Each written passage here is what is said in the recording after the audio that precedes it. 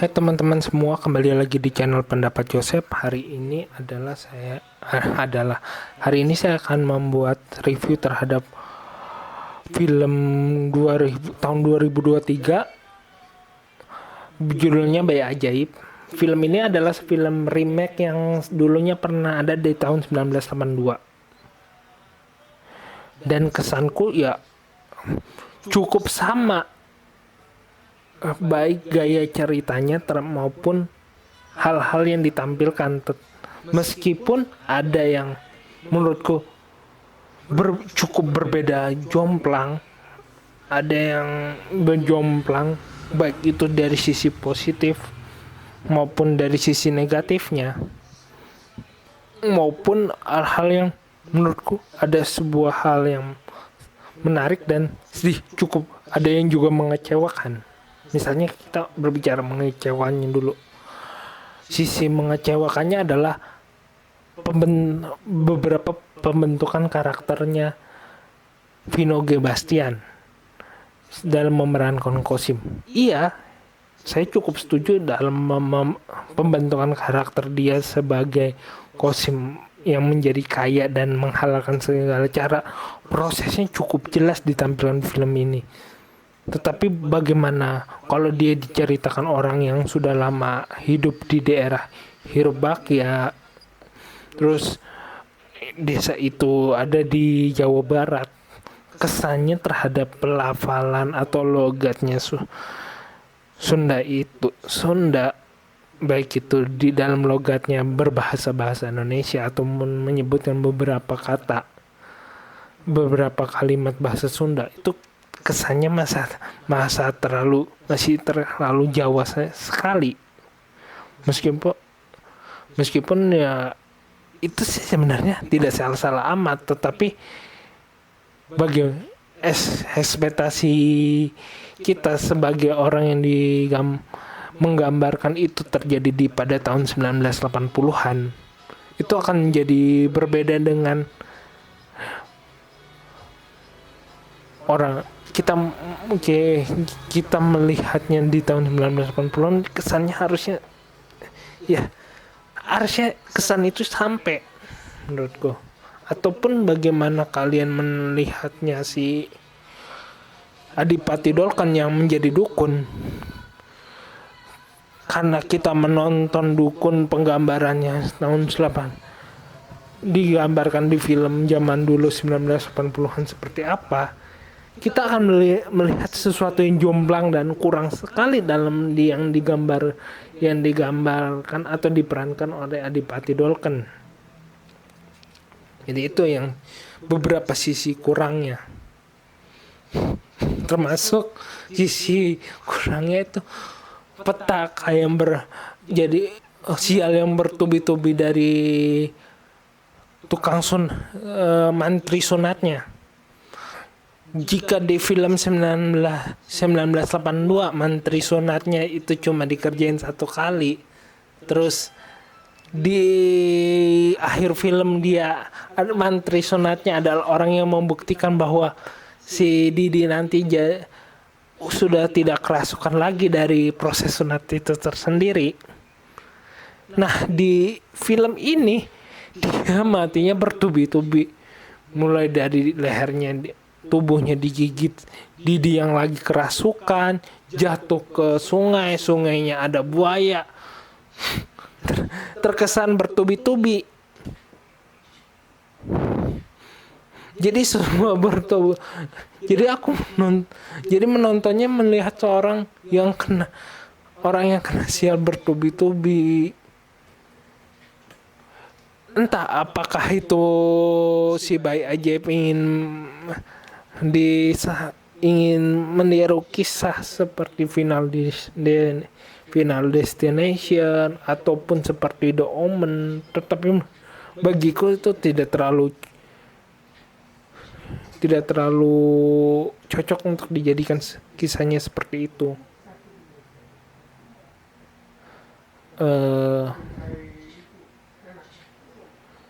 Nah, tidak cocok itu karena ya kesan kalau mau disamakan dengan The Omen atau Final Destination ya menurutku sedikit jomplang, bukan sedikit lagi, banyak kali hal-hal jomplangnya itu sendiri. Nah, yang kedua adalah bagaimana kita yang yang harusnya dipahami adalah bagaimana harusnya membuat film itu berbeda. Memang sudah ditampilkan berbeda, tapi kalau dibandingkan antara film 1982 dengan 2003, menurutku kesan trailernya atau kesan terornya itu kan harusnya lebih bagaimana menggambarkan suatu desa yang meskipun ada pemilihan kepala desa, tapi teror itu adanya di suatu desa yang terornya itu hidup di tengah mereka. Maksudnya gini deh, ribet, jadi terkesan ribetnya gini. Masyarakat yang ditampilkan itu anaknya si Kosim yang diperankan Vino G. Bastian itu kerasukan. Perjalanan filmnya, bagaimana baik itu kerasukan cukup dijelaskan. Tapi bahwa misalnya dibandingkan misalnya baik si Didi bunuh orang sunatnya, habis itu kejebur sungai, dia kegigit jatuh dari jembatan jatuh ke sungai, terus digigit buaya. Menurutku itu horornya itu bagiku bagian dari kelas Amerika yang waktu mainin The Omen atau Final Destination jadi terkesannya berat sekali bagiku untuk memahamkan itu benar-benar terjadi di 80-an. Akan jauh lebih umum orang menontonnya mantri sunat digigit orang, bayi atau anak yang kerasukan, lehernya jatuh ke sungai dan ditemukan. Kesannya jauh lebih memungkinkan itu untuk diceritakan 1980-an dibandingkan sudah digigit jatuh ke sungai, habis itu digigit buaya. Ya menurutku terlalu berat untuk digambarkan di 1980-an bagiku. Meskipun sebagai proses teror misalnya menggambarkannya tuh cukup hebat film ini. Bagaimana orang membayangkan orang udah lapar kita mau ngomongin terornya.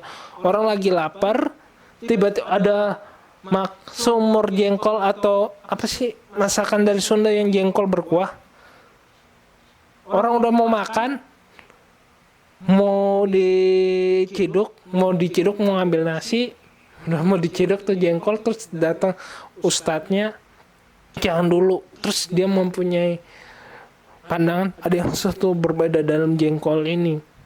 Jengkol ini dia baca, dia hadapkan tangannya, ternyata ada kelabang, ada hal-hal yang membuat gairah makan orang itu hilang gara-gara ada hal-hal yang menakutkan dalam tempat makanan itu menurutku hal yang menarik, karena kalau kita kulik lagi di beberapa baik itu sinetron yang bahas mistik, film, FTV, ya itu cukup ada dari ilmu hitam yang diaplikasikan dalam menjual makanan atau penggambarannya dulu misteri Gunung Merapi. Jadi dulu dalam satu episode si Basir ditawarin makanan, disuruh sanggup makanan, ternyata makanan itu sudah dimantrai, terus si Basir itu ngamuk gara-gara makanan itu. Di satu sisi itu cukup similar karena seperti halnya bagaimana mantri sunat yang digigit jatuh ke sungai, habis itu digigit buaya. Misalnya itu terlalu jauh. Kalau di sisi ini cukup garisnya cukup jelas, cukup bisa dipahami oleh masyarakat yang cukup sering nonton film 1980-an, sering nonton film horor. Ya itu cukup bisa ini bisa ditarik logikanya lah. Cukup ditarik logikanya dengan gaya cerita seperti itu. Jadi cukup seperti itu. Nah, berkaca dari semua hal itu, menurutku film ini layak ditonton karena kalau kalian menonton ini akan menimbulkan gaya imajinasi kalian. Imajinasi kalian jika sudah menonton Bayi Ajaib 1992 dan menontonnya di tahun 2000 di film terbaru, remake terbaru tahun 2023. Ada hal-hal yang cukup bisa dibilang hal-hal yang bisa dibilang menarik ya, begini penggambarannya, meskipun sebagai anak sejarah menurutku apakah itu bisa logis, apa itu cukup logis, misalnya cukup logis, bukan cukup logis, menurutku tidak ada hal yang tidak terlalu logisnya, ada yang cukup bisa dikatakan logisnya. Misalnya film ini menjadi menarik karena menghidupkan kembali hal-hal horor di lokal menjadi sebuah sajian di dalam bioskop. Jadi setelah menonton Kakek Desa Penari, terus Lampor, film-film yang didasarkan cerita masyarakat, itu menjadi sebuah bumbu cerita sebuah film horor di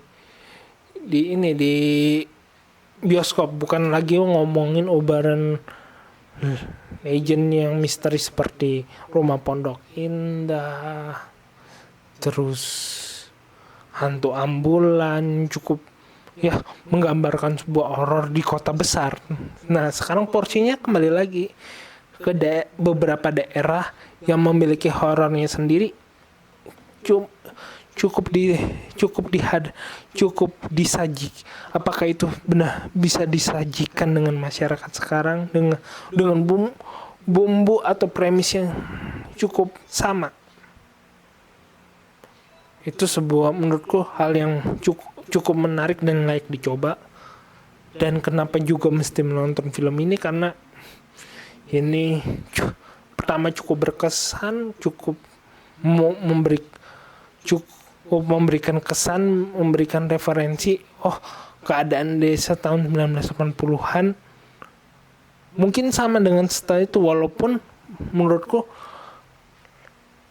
gaya film ini mestinya bisa dibikin cukup modern, terutama waktu ada wartawan atau wartawan yang memfoto itu cukup, sebenarnya itu bisa digarap lebih modern dengan preferensi kamera tahun 80-an atau kendaraan bermotor tahun 80-an. Itu seperti apa, sebenarnya itu bisa dibahas, bisa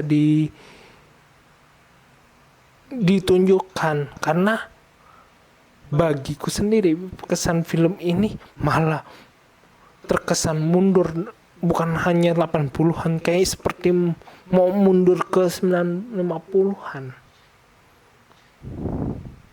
Nah, hal yang seperti itu sih, di satu sisi ada sisi dilematis, karena ya setahu kan di tahun 80-an masih cukup masih kamera yang digunakan modern, atau penggambarannya tidak seperti gitu-gitu amat. Karena kalau saya nonton film 1980-an, menurutku tidak apakah suatu desa itu bisa dibilang sangat terbelakang sekali?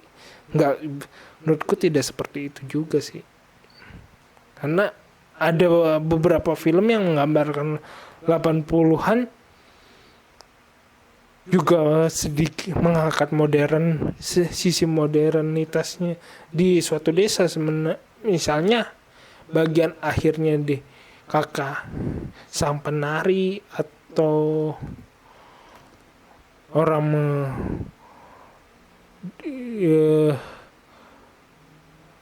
lukisan berdarah, dia menampilkan truk mobil sedan masuk perkampungan. Itu juga cukup modern, cukup umum orang memiliki mobil, atau seperti orang memiliki mobil masuk ke desa tuh terkesan umum, walaupun bakal dilihatin warga. Mungkin segitu dari saya. Ya mungkin juga kurang lengkap juga, tetapi ya hanya ini yang saya bisa bahas. Cukup sekian dari saya. Subscribe pendapat Joseph, like video ini jika kalian menyukainya. Jika ada kritik dan saran, silakan tulis di